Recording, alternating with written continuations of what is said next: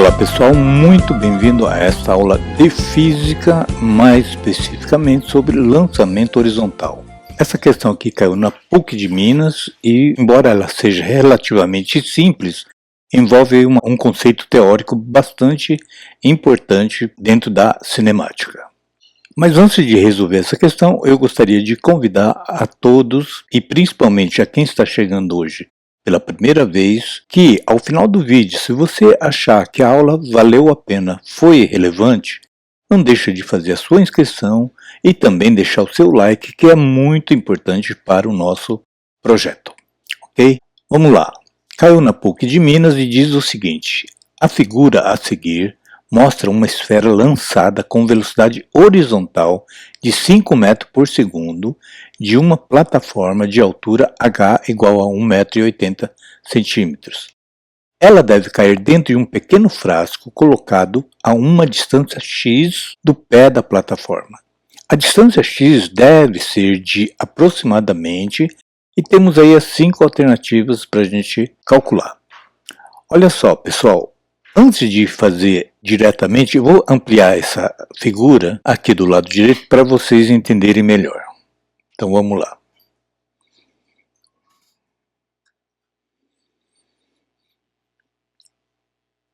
Bem, aqui está a figura e uma das coisas mais importantes é que você preste atenção que já caiu até em questões de vestibular, uma questão bastante simples. É com relação à trajetória dessa bolinha aqui, dessa esfera. Muitas vezes a alternativa cai assim, ó. Eu já vi isso aqui em algumas questões, acho que muita gente já viu. Essa bolinha aqui, essa esfera, faz que tipo de trajetória? Ela cai diretamente aqui, ela faz isso daqui, ou faz essa aqui, essa parábola aqui? É claro que todo mundo sabe que ela faz essa parábola, certo? Então ela vai traçar essa trajetória aqui.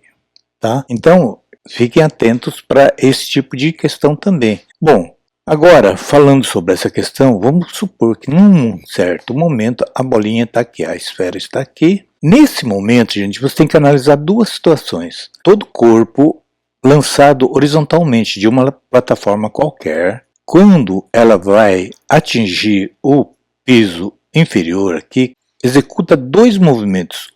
Um movimento horizontal e um movimento vertical. É o que eu sempre falo, ó, se tivesse uma pessoa aqui exatamente na direção da bola, o que ela ia ver? Ela iria ver uma esfera caindo verticalmente, tá certo? Agora, uma pessoa do lado aqui, uma pessoa que estivesse observando do lado, ela vai ver essa parábola aqui, ó.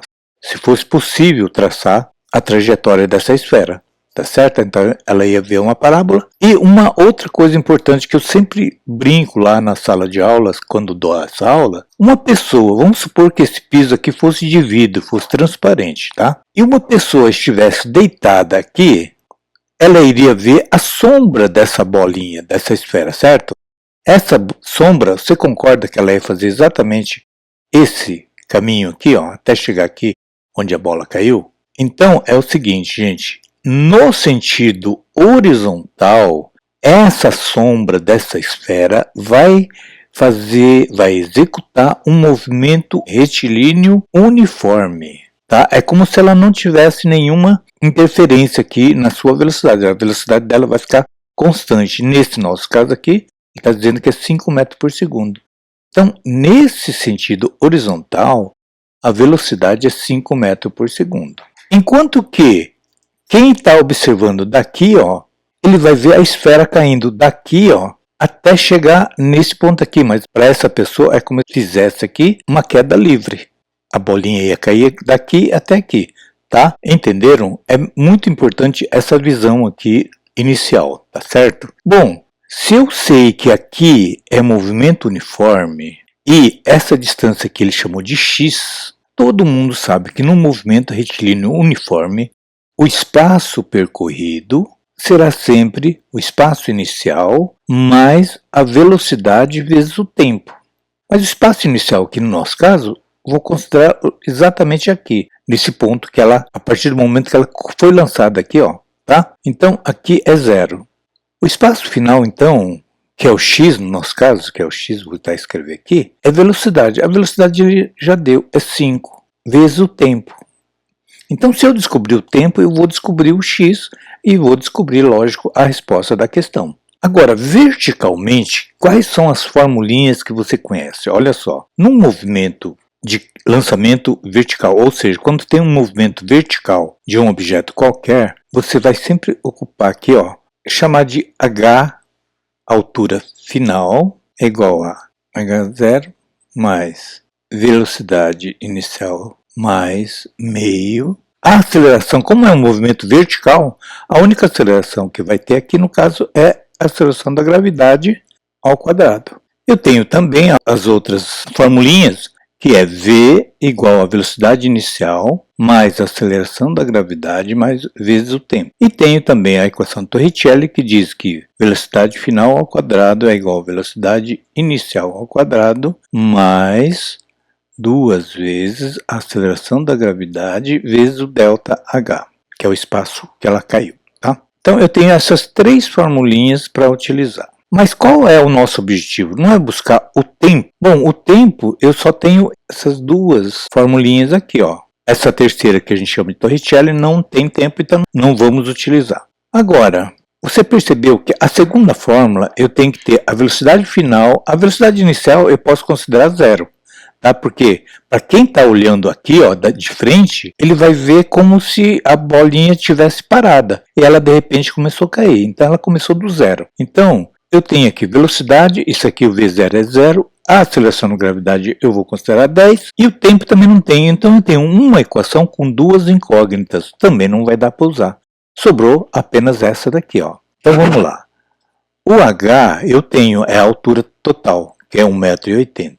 O h0 é exatamente quando eu vou partir daqui, desse ponto, eu vou considerar esse ponto de partida, então a altura final é aqui embaixo, o inicial é 0, então eu não vou considerar isso daqui. A velocidade inicial também é 0, por quê? Porque para esse observador aqui, ó, a bolinha começou a cair do 0, então velocidade inicial é igual a 0, então também 0. Então sobrou quem? Meio, a aceleração da gravidade, vamos considerar 10, embora o exercício não falou nada, vamos considerar 10 vezes t ao quadrado. Bom, simplificando esse 2 aqui vai dar 5. Então, 5t ao quadrado igual a 1,80. Logo, t ao quadrado igual a 1,80 sobre 5. Bom, pessoal, muita gente tem dificuldade aí quando tem divisão de números decimais, né? Então, pensa assim, ó. Não é melhor você fazer uma conta com números inteiros? Então, como é que eu faço aqui, ó, 1,8 para ele ficar inteiro? Por exemplo, se a vírgula passasse para a direita aqui uma casa, daria 18, correto? Então, bastaria eu multiplicar por 10. Agora, você não vai simplesmente fazer esse 10 aqui e acabou, não é assim. Tem que dividir também por 10. Por quê? Porque numa multiplicação e divisão, 10 dividido por 10 dá 1 e o 1 é elemento neutro. Então, nesse caso aqui, não estou praticando nenhuma irregularidade aqui matemática, tá certo? Bom, então 1,8 vezes 10 vai dar 18. Ah, não é 18,0? Tanto faz. Não vai fazer diferença nenhuma, tá?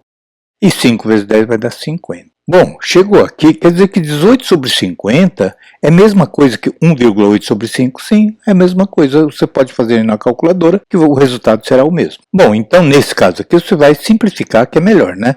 18 por 2 vai dar 9, 50 por 2 dá 25. Então, 9 sobre 25.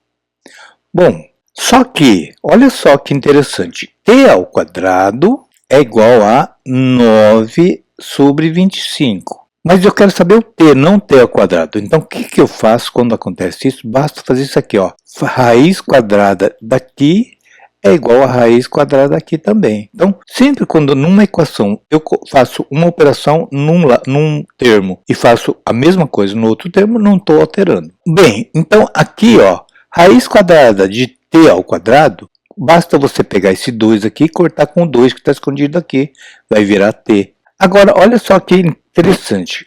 Raiz quadrada de uma fração. O 9 eu consigo extrair raiz quadrada? Eu consigo. Quanto que é a raiz quadrada de 9? É 3. Sobre raiz quadrada de 25? 5. Agora eu já achei o tempo. Olha só o tempo. Então agora eu consigo descobrir a distância percorrida por essa esfera aqui até cair aqui nesse vasilhame aqui. Então simplesmente eu vou fazer aqui, ó, o x, que é o espaço que eu quero saber, é igual a 5 vezes, quem é o tempo? O tempo é 3/5. Ora, numa multiplicação, o 5 aqui eu posso cortar com 5, sobrou quanto? Sobrou 3 metros. E está resolvida a questão. Bastante simples, não é isso? Só que o mais importante nessa questão é você analisar sob dois aspectos, verticalmente e horizontalmente. Horizontalmente, qualquer lançamento, sempre você vai considerar movimento uniforme. E, na vertical, uma queda livre.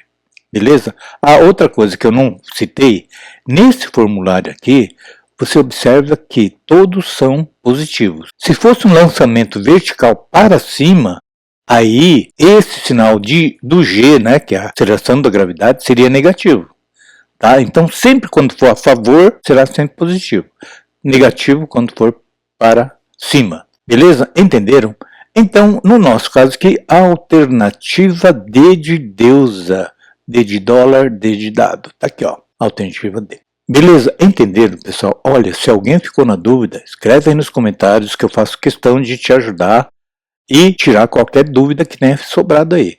E se você gostou da aula, achou que a aula foi relevante, não deixe de fazer a sua inscrição e, claro, deixe o seu like também. E muito legal se você fizer algum comentário, principalmente dizendo de onde vocês estão assistindo essa aula aqui.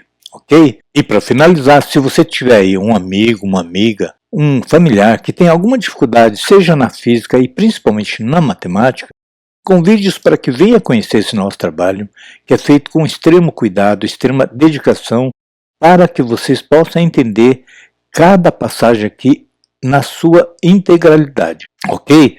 Por hoje é só, eu deixo aqui um grande abraço a vocês, bons estudos, fiquem com Deus e até a nossa próxima aula, gente. Tchau.